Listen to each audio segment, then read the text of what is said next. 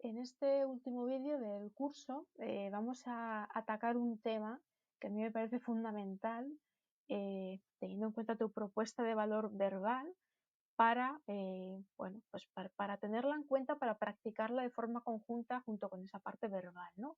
Se trata del lenguaje no verbal en entrevistas de trabajo y, como ya apuntaba en un vídeo anterior, el lenguaje no verbal existe, se tiene en cuenta, aunque sea de forma inconsciente, aunque no tengas al candidato delante tuyo. Es decir, aunque yo tenga al candidato por teléfono o por un Skype, me estoy dando cuenta de cómo habla, de su tono de voz, de la mirada, hacia dónde mira, etcétera, ¿no?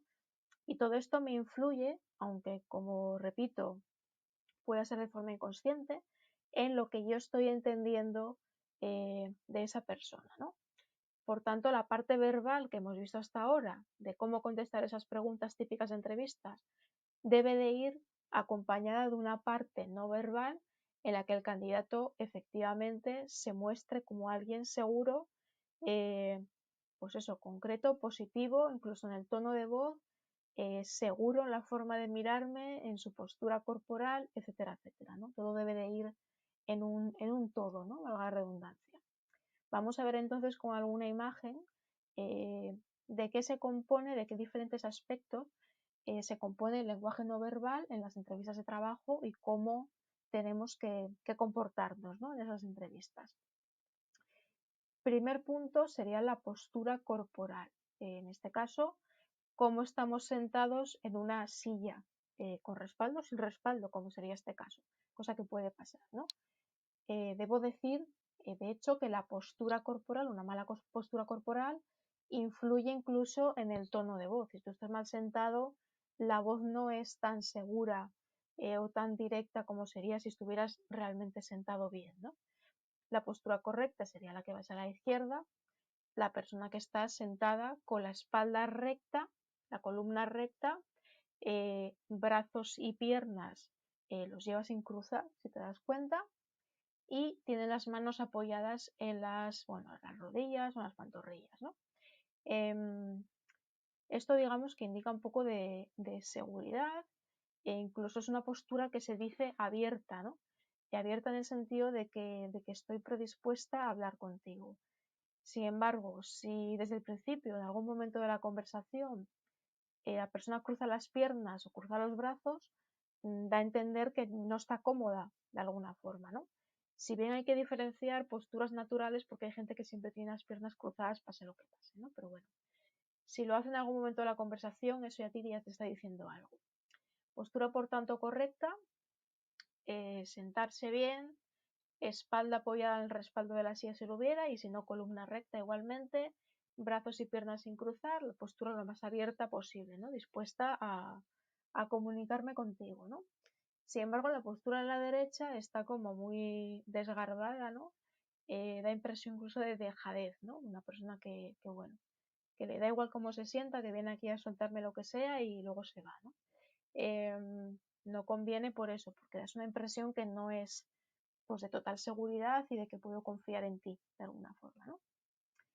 La proxémica, este término así un poco más técnico, se refiere al acercamiento de varias personas, ¿no? De una persona con otra, por ejemplo.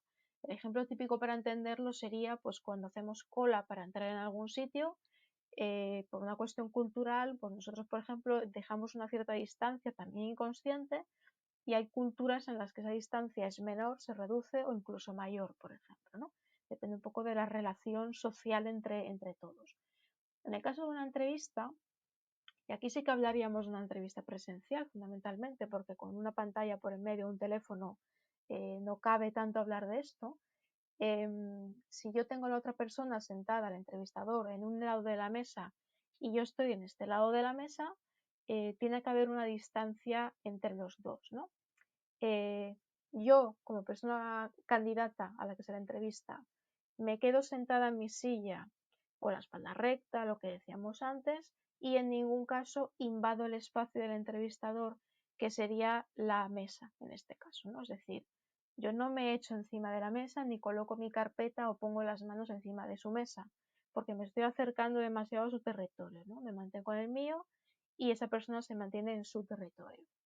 En esta imagen, por ejemplo, que es un poco así cómica, lo he puesto para ejemplificar que tiene que haber una distancia. O sea, estas dos personas están demasiado pegadas, ¿no? Si esto fuera una entrevista de trabajo sería impensable. Tú no te acercas tanto al entrevistador porque tampoco le conoces de nada, ¿no? Tú te quedas en un lado, el otro se queda en el otro, etcétera, etcétera, ¿no? Y tal cual. Una cosa muy importante del lenguaje no verbal y de la vida en general es el tema de los saludos, ¿no? Tanto al entrar a la entrevista como al salir de la entrevista. Me refiero al saludo del gesto con la mano y por tanto vuelvo a hablar de la parte de entrevista presencial, ¿no?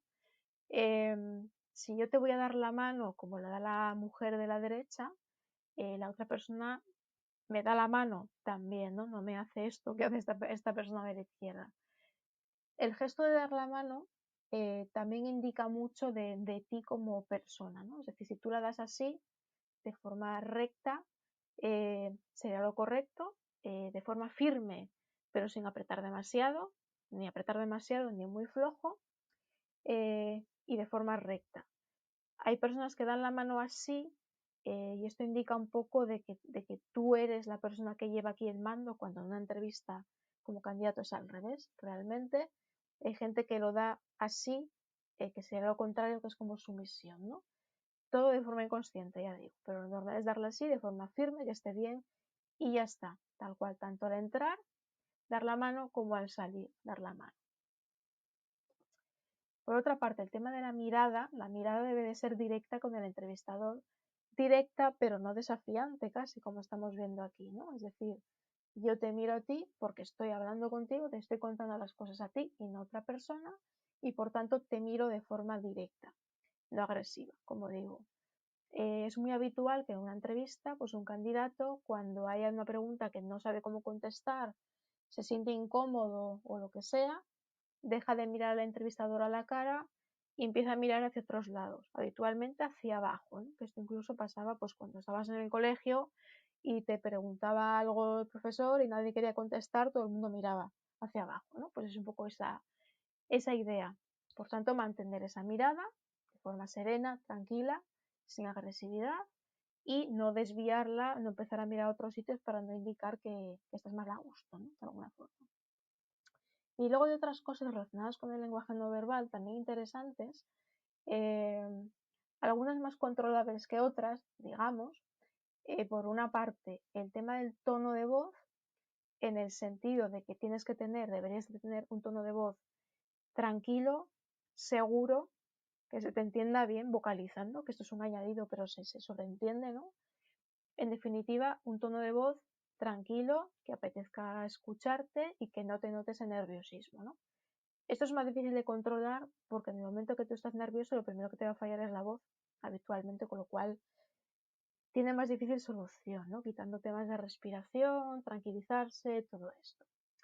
Y por otra parte, algo que sí que podemos un poco controlar más son los gestos con las manos. Un gesto excesivo, alguien que está todo el día como haciendo así, indica nerviosismo. Sin embargo, hay gente que tiene ciertos gestos mucho más moderados y que incluso apoyan muy bien su discurso verbal, ¿no? Gestos de apertura, por ejemplo, pues eso, que apoyan lo que yo estoy diciendo y que ayudan a entender el discurso, ¿no? Y luego hay otros gestos que pueden ser agresivos, ¿no? Hay gente que está todo el día haciendo así, señalando, es mucho más agresivo y no invita demasiado o no apetece tanto hablar contigo en ese sentido, ¿no? De alguna forma. Lo que conviene en cuanto a gestos es, por ejemplo, incluso en cuanto a postura, ¿no? Al lenguaje no verbal en general, sería, por ejemplo, grabarte en vídeo, eso es un ejercicio que te propongo, grabarte en vídeo hablando, comunicándote y dejarle ese vídeo a otras personas para que lo vean, ¿no? Y que te comenten qué están viendo. Venga una persona segura, la ven insegura, sienten que, bueno, pues que te falta un poco esa concreción, ¿no? Que te ven nervioso o te ven muy tranquilo y que te explicas muy bien, ¿no? Que sería lo ideal, ¿no? Haces muchos gestos o haces pocos. La postura es correcta o lo que sea, o estás mirando hacia otro lado, ¿no? Todo esto se puede evaluar grabando en vídeo.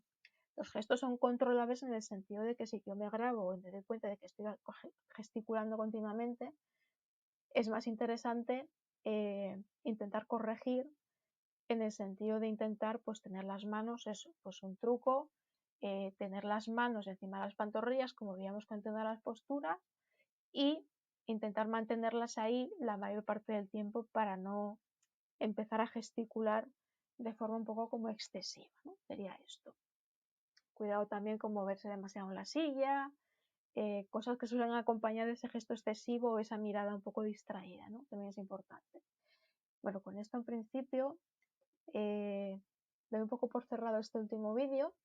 Me gustaría que pidieras esa tutoría que tienes incluida en la píldora, que está aquí justo debajo, el link para poder pedirlo, y que hagamos ese roleplaying de entrevistas. Recuerda prepararlo y pasarme una oferta de empleo incluso para poder hacer la entrevista, el roleplaying en base a esa oferta. Y por supuesto vamos a trabajar a tope esa entrevista tanto desde el punto de vista verbal como no verbal. Un placer.